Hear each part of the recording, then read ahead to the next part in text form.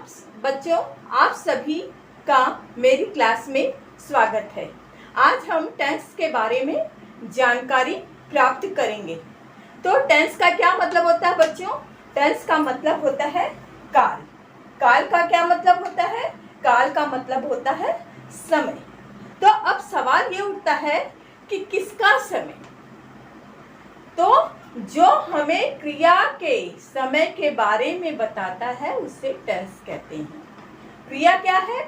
Verb. Verb क्या है? जो हम काम करते हैं उसे ही वर्ब कहते हैं या क्रिया कहते हैं। तो टेंस को हम 3 भागों में बांटते हैं: present tense, past tense, future tense.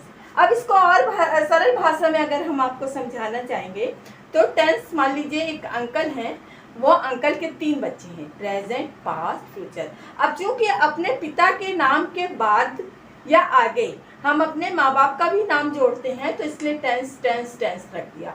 तो present tense, past tense, future tense. अब इनके जो बच्चे हैं इनके भी 4 बच्चे हुए सबके। Present indefinite tense, present continuous tense, present perfect tense, present perfect continuous. अब अगर हम पास्ट के बारे में जब चर्चा करेंगे तो सेम यही नाम रहेगा, केवल प्रेजेंट की जगह हो जाएगा पास्ट। और जब फ्यूचर के बारे में बात करेंगे तो यही नाम रहेगा और प्रेजेंट की जगह हो जाएगा फ्यूचर। तो जैसे पास्ट के बारे में बात करेंगे तो past indefinite tense, past continuous tense, past perfect tense, past perfect continuous tense. ऐसे ही फ्यूचर के बारे में हो जाएगा future indefinite tense, future continuous tense, future perfect tense, future perfect continuous tense.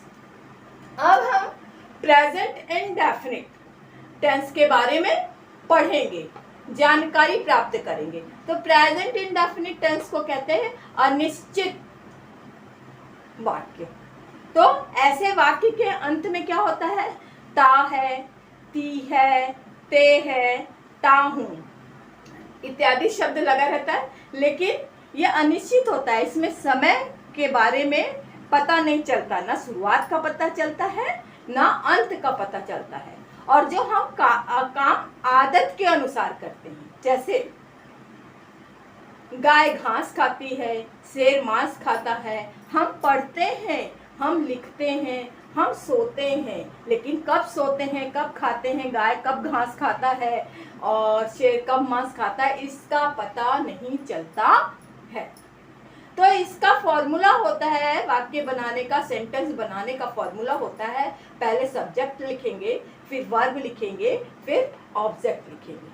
और इसका भी एक नियम होता है, जब सब्जेक्ट ही, शी, इट या किसी एक का नाम हो तो क्या होगा? वर्ब के फर्स्ट फॉर्म में यस, यस या आईईएस लग जाता है। लेकिन यदि सब्जेक्ट प्लूरल हो या आई, वी, यू, दे हो तो वर्ब में यस या ईएस नहीं लगता है। अब हम प्रेजेंट इंडेफिनिट के अफर्मेटिव सेंटेंस के बारे में पढ़ेंगे। प्रेजेंट इंडेफिनिट टेंस के में मुख्य रूप से 3 प्रकार के वाक्य होते हैं। पहला, अफर्मेटिव सेंटेंस। अफर्मेटिव सेंटेंस का क्या मतलब होता है? सकारात्मक वाक्य। निगेटिव, सेकंड है निगेटिव सेंटेंस। निगेटिव सेंटेंस से आपको साफ समझ में आ रहा है, निगेटिव मतलब होता है नकारात्मक, नकारात्मक वाक्य। तीसरा वाक्य होता है इंट्रोगेटिव सेंटेंस। इंट्रोगेटिव मतलब क्या होता है? प्रश्नवाचक वाक्य। तो अब हम पहला वाक्य जो है, सेंटेंस है, अफर्मेटिव सेंटेंस के बारे में जानेंगे। सबसे पहले हम इसका फॉर्मूला जान लेते हैं। फॉर्मूला जानने के लिए सबसे पहले वाक्य में सब्जेक्ट रखेंगे। ट्रांसलेशन बनाने के लिए, सेंटेंस को बनाने के लिए सबसे पहले सब्जेक्ट रखेंगे। सब्जेक्ट के बाद वर्ब की फर्स्ट फॉर्म होगी। वर्ब की फर्स्ट फॉर्म में यस या ईएस लगेगा या आईईएस लगेगा, उसके बाद ऑब्जेक्ट लगेगा। अब सवाल ये उठता है कि सब्जेक्ट किसे कहते हैं। सब्जेक्ट होता है कर्ता, करने वाला, ठीक है ना। वर्ब क्या है? वर्ब किसी काम का होना वर्ब कहलाता है। और ऑब्जेक्ट क्या है? जो सब्जेक्ट के बाद और वर्ब के बाद जो उसका वर्ड बचेगा, जो शब्द बचेगा, वो ऑब्जेक्ट के अंतर्गत आएगा। अब हम ये पता लगाते हैं कि यस या ईएस वर्ब के फर्स्ट फॉर्म के साथ कब लगता है। यदि सब्जेक्ट, यदि कर्ता ही, शी, इट या किसी का नाम हो तो वर्ब के फर्स्ट फॉर्म के आगे बाद यस, ईएस या आईईएस लग जाता है। यदि कर्ता या सब्जेक्ट आई, यू, वी, दे या प्लूरल हो तो यस, ईएस, आईईएस नहीं लगता है। अब देखिए एग्जाम्पल के माध्यम से हम समझते हैं। सीता नाचती है, तो पहले हम सब्जेक्ट रखेंगे।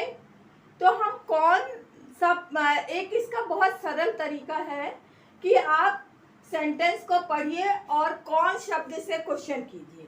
जैसे सीता नाचती है तो आप क्वेश्चन कीजिए कौन नाचती है, तो आंसर आएगा सीता, तो सीता हमारा सब्जेक्ट होगा। अब वर्ब कैसे पता लगाएंगे कि सीता क्या करती है? नाचती है। नाचने की इंग्लिश होती है डांस, और सीता चूंकि सिंगुलर है तो यस लग जाएगा, डांसेस। सीता डांसेस, ठीक है ना। वह स्कूल जाता है, वह की इंग्लिश क्या होगी? ही, क्योंकि यहाँ पे जाता है ना, तो जाता है कि से पता चल रहा है कि ये लड़के के लिए बात कही गई है, तो ही सिंगुलर नंबर है तो वर्ब में ईएस लग जाएगा। Goes to school. मैं फल बेचता हूँ, मैं आई के साथ देखिए मैंने लिखा है रूल में कि यदि कर्ता आई, यू, वी, दे हो तो यस या ईएस, आईईएस नहीं लगता है। तो इसमें वर्ब की फर्स्ट फॉर्म ही लगेगी, वर्ब की फर्स्ट फॉर्म ही लगेगी। यस, आईईएस या यस नहीं लगेगा। तो आई सेल फ्रूट्स। मैं पढ़ता हूँ, इधर फिर आई है तो वर्ब की फर्स्ट फॉर्म ही लगेगी, आई रीड। राम आम खाता है। राम चूंकि सिंगुलर है, एक ही व्यक्ति की बात कही गई है, सिंगुलर है, तो इसलिए हेल्पिंग वर्ब में यस या ईएस, आईईएस लग जाएगा। तो ईट का ईट्स हो जाएगा। राम ईट्स मैंगोज, ऑब्जेक्ट हो जाएगा मैंगोज। आपको अगर मेरा पढ़ाया हुआ समझ में आया है तो प्लीज़ मेरे चैनल को like, subscribe, comment and share करें। Thank you for